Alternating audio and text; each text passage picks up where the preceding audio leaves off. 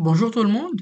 Aujourd'hui, dans cette vidéo, je vais vous montrer comment écraser le mot de passe sur votre Linux. Donc, si vous avez oublié le mot de passe, c'est pas compliqué. Si vous avez l'accès sur l'environnement machine, soit physique ou bien virtuel, ben, nous pouvons déjà écraser le mot de passe. Dans cet exemple, j'ai Oracle Linux Server comme système d'exploitation. J'ai utilisé Oracle VM VirtualBox comme application de virtualisation. Donc, je vais vous montrer et je vais passer par une liste d'étapes. Étape numéro 1, je vais changer le mode Rescue. Après, je vais changer le système en read-write et je vais écraser le mot de passe. Et finalement, je vais réactiver ou bien renommer le contexte as Linux, Security Enhanced sur Linux. So, let's go. Machine, reset virtual machine. Après, je vais trouver donc la liste des kernels que j'ai sur ce système. Je vais choisir la ligne numéro 1 et je vais taper la touche E pour indiquer edit. Après, donc, je vais passer à la ligne qui commence par le mot-clé Linux. Je vais passer à la fin de cette ligne. OK. Et je vais ajouter l'option rd.break. Donc, rd dot bien point break. OK, c'est OK. N'oublie pas que, d'accord, avec le grub, le clavier, ça a été QWERTY, donc c'est pourquoi il y a le et qui. D'accord. Dès que j'ai terminé, je vais maintenant appuyer sur le bouton CTRL X to start.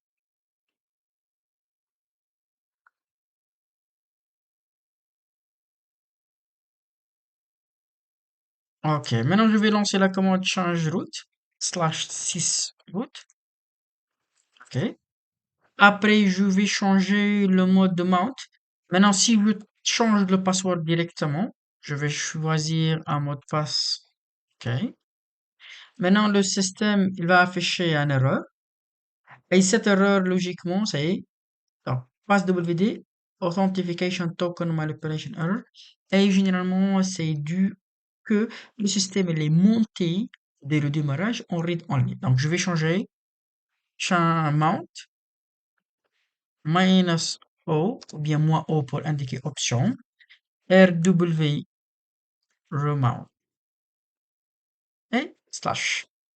Ok, je vais retaper une autre fois donc passwd et je vais choisir le mot de passe.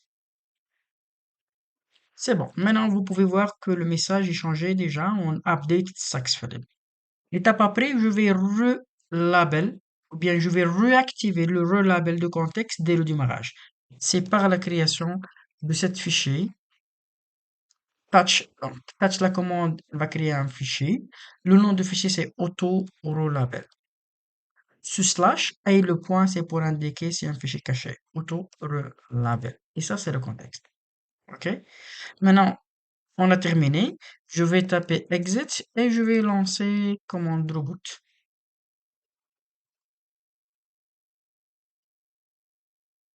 Logiquement, le système elle va démarrer, mais il va afficher une notification warning que le système elle va faire le auto-relabel. D'accord? Vous pouvez voir ça ici. C'est warning as Linux target policy. Relabel could take a very long time. Bien sûr, ça dépend le nombre de fichiers et taille du système de fichiers généralement. Logiquement, et après un peu de temps, le serveur redémarrer. Et après, vous pouvez utiliser votre serveur avec le nouveau mot de passe que vous avez déjà créé, le root. Merci et on a terminé et très bientôt.